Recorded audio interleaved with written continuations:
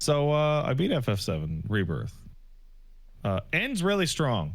Ends really, really, really strong. Nice. It has one of those final sequences that's like 2 hours long, and you're just pumping your fist the whole time because every new phase or every new twist is just like whoa, and then I beat it and saw the ending. I'm like, that's really interesting. This is not as good as FF7 remake. Okay. Um, and I think the most disappointing thing about it is that I can talk about the issues that it has without going into a spoiler cast. Interesting. Because there is some interesting stuff that occurs. But do you remember when they did Final Fantasy VII Remake and they're like, it'd be really boring if we just remade the same game beat for beat? Like, we have to do something different? Yeah. Yeah, they were right. Because like, this is a way cleaner remake of the events of Final Fantasy VII than FF7 Remake was. It's actually kind of boring that it is so not different. Okay, it departs less than you expected it to. Way less. You remember the unknown journey continues? Anything could happen. Yeah. Not really. Like mostly the same. So my thought there is that if you did completely go off, then people who are like, but I wanted to see the remade version of Cosmo Canyon are going to be like, why would you kind of imply that and then take that away from me to go to Bosmo Banyan, like right, yeah. So I totally get that 100%. But it wants to do it both ways. It wants to be, it's crazy. What's happening with the plot? Whoa, it's weird. But it's not nearly weird enough. Like, not even close. Okay. And it wants to be like, it's exactly the way you remember it, but it's not exact enough because every time it's about to be exact, they add a little bit of the weird stuff. I expect every location to be seen because that's what people who want the remake of their brains to like people who want to relive the experience in a modern context want to see all of the places they know revisited and updated. And I'm not talking about the locations. And I think I think the events occurring at the locations are the things that canon will change, while any new locations will have to be added instead of replacing. Like a lot of how Shinra Tower played out in the end of R1,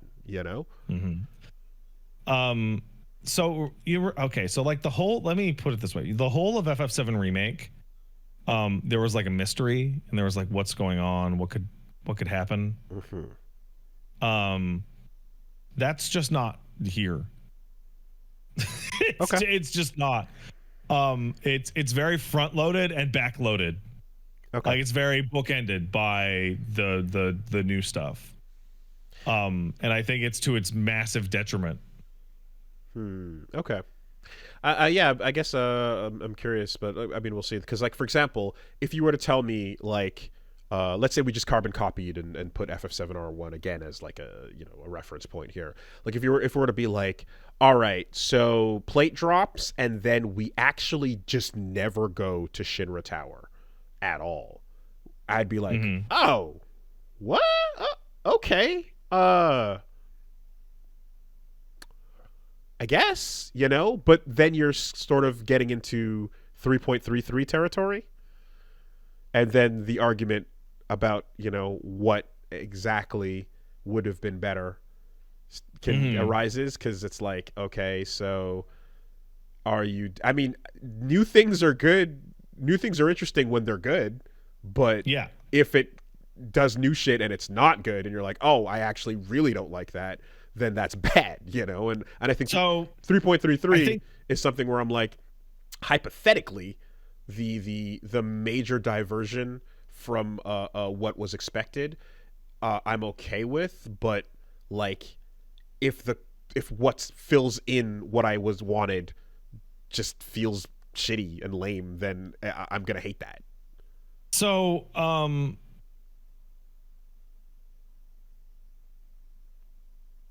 part of the issue is the bloat in regards to this.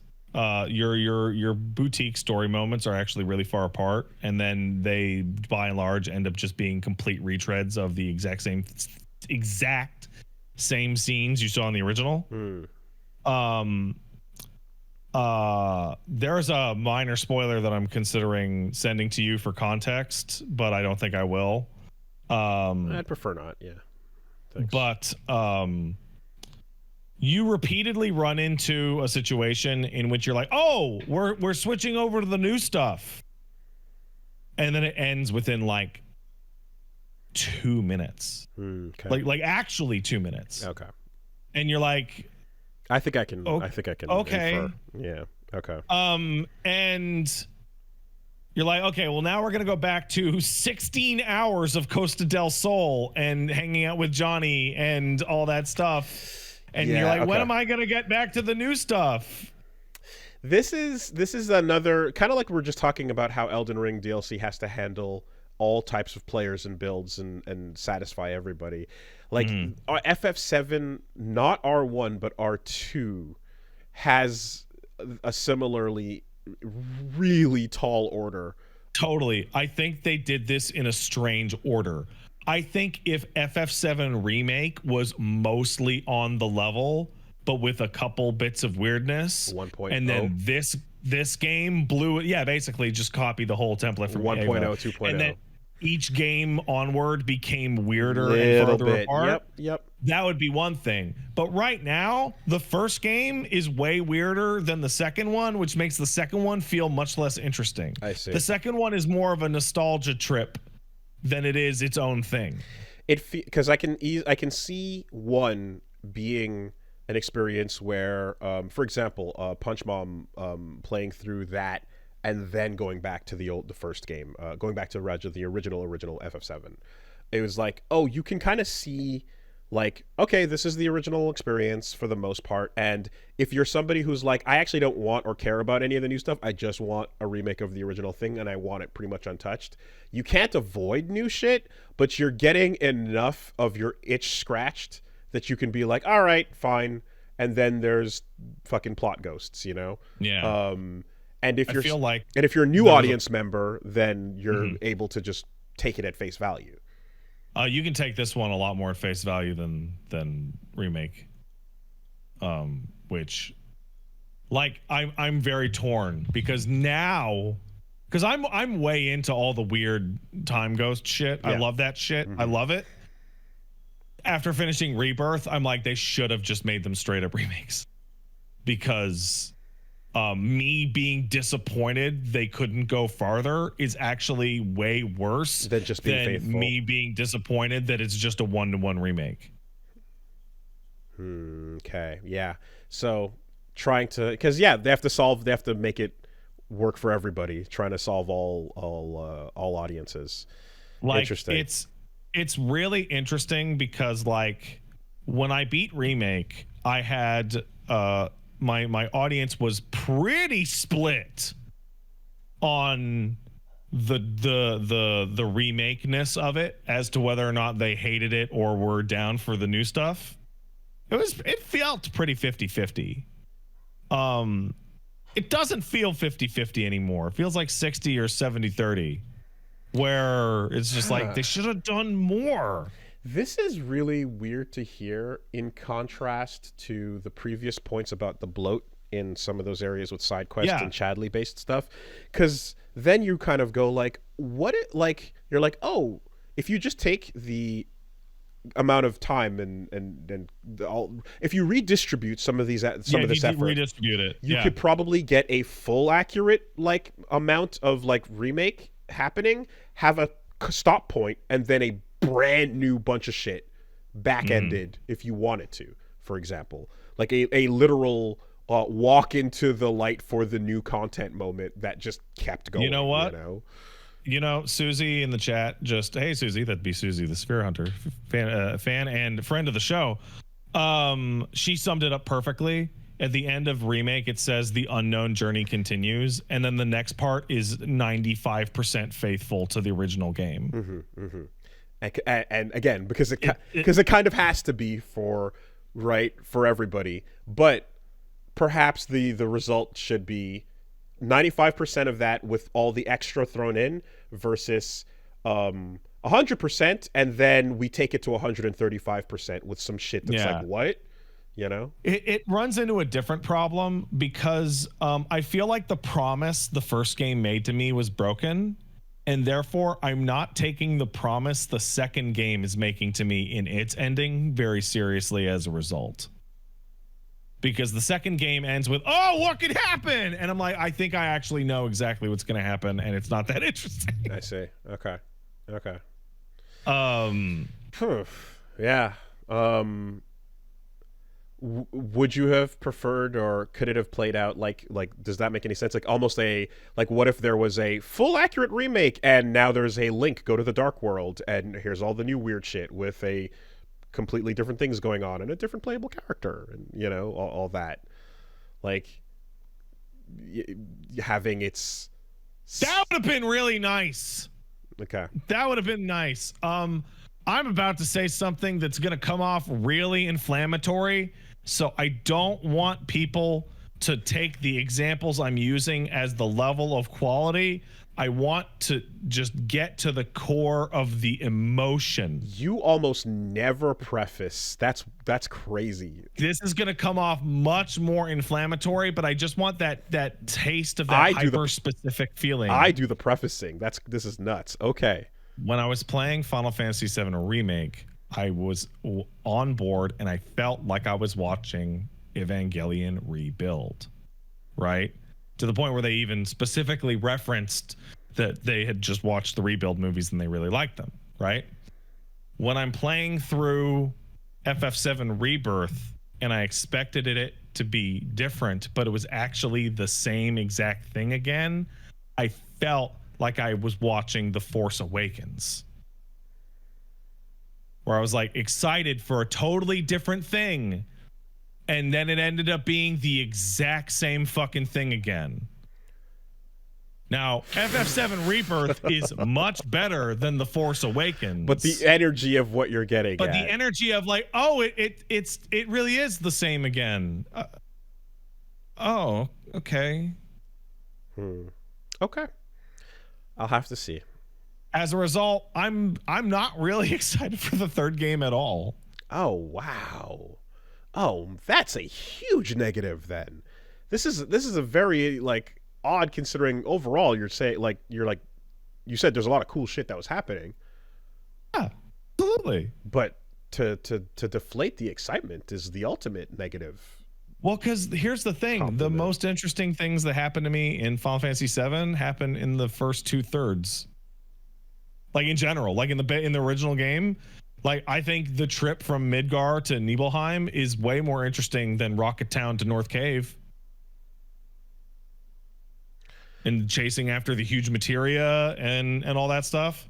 What value does the actual accurate remake with nothing added to it have for you? If it was that, enormously.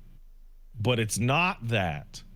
If this was a Resident Evil remake, and it was a one-to-one perfect encapsulation of all your favorite bits, plus improvements, plus stuff, I would be judging it differently. But getting me excited only to disappoint me is way worse than meeting my expectations, because it's falling short of either of the two directions it could have gone in, and you wanted full throttle one way or the other. You didn't want it to be in the middle. The other thing is that, like, I spoke to some people and I was chatting with Chad afterwards, where the ending is like, it's confusing. It's a little confusing. Mm-hmm. It's not that confusing. I think I get the sentiment there. I think a project of this fucking size, scale, and importance and magnitude for what it is and all that shit creates such a bloat that there's just like going full in one direction or the other on the slider, right? Full remake, full new shit. And like it's always going to land in the middle because they're going to want to. You're totally right. I would have loved for it to land in the middle, but it didn't. It landed at 95%, 5%. I see. Just enough to annoy you when you want it to be the same, but not enough to excite you when you want it to be different. I see. I mean, I'll tell you what, like walking out of that theater and going, wait a minute, was the ocean red? Yeah. What the wait, what's happening here? Was like, that's interesting, you know? And I mean, of course, like we've seen that trick a couple times since. So nowadays you're like, I know what they're doing here. But a lot of the crazy shit starts happening at the 90% mark, right? In FF7R1. Mm-hmm. I guess you're pretty much setting up the exact same thing for 3 then. Mm-hmm. A feeling of 90% accuracy, but perhaps it seems that way with a little twist here or there. The other thing, and this is actually this is totally different from all that. It doesn't help. So the final boss sequence is incredible. It's bombastic. It's incredible. It's exciting. As you do. The whole gang is there. Everybody works to. It's incredible. But the game. You remember? Okay. Do you remember in FF7 Remake when you got to the end of Shinra Tower and you started to do the lab stuff and the game just got really bad? That didn't bother me. That didn't bother me that much. That didn't bother me that much. Okay, well, get ready for a much worse thing to happen, and it'd be exactly the same. Where Shinra Manor is awful. Okay, like bad. So while the pacing did drop compared to what I was expecting it to be at that point in time, I also kind of wanted an excuse to use my fully unlocked abilities and just use the combat system more before hitting the credits. So I wanted more fights, actually. Absolutely. You know? The Shinra Manor thing is really bad, and then the final dungeon took me like 5.5 no, more like 4.5 hours. It's like twice as long as it probably should be. It's super long. Like you get to a part where you're like, I beat it, and then it goes, no, you're halfway. And you go, ugh. I don't want to. Okay. I don't want to. Can I get to the thing that I'm here for? No. Do more puzzles do more spin the platform puzzles. I'm like, I really don't want to. Actually, I don't want to do this anymore. Okay, that's not combat. No, there's a weird amount of like, here we invented a new mechanic for puzzles in the dungeons when you get to the end of the game that are all really terrible. Okay. But yeah, no, I came off that really disappointed. And I didn't even do all of the last batch of side quests. That would have been another 15 hours for me to get to the end and right, you switched to mainlining, yeah. Right. I spoke to Gene. I spent 90 plus hours on that game. Didn't do all the side stuff, right? And I was like, whoa. Spoke to Gene. He did 36 hours. Gene beelined the whole thing for review. And I bet you anything that he had a way better experience with that game than I did. Just literally skip everything. I bet you the pacing fucking rules if you do that. Yeah, I think I'm gonna again land somewhere in between, splitting the difference there. Okay.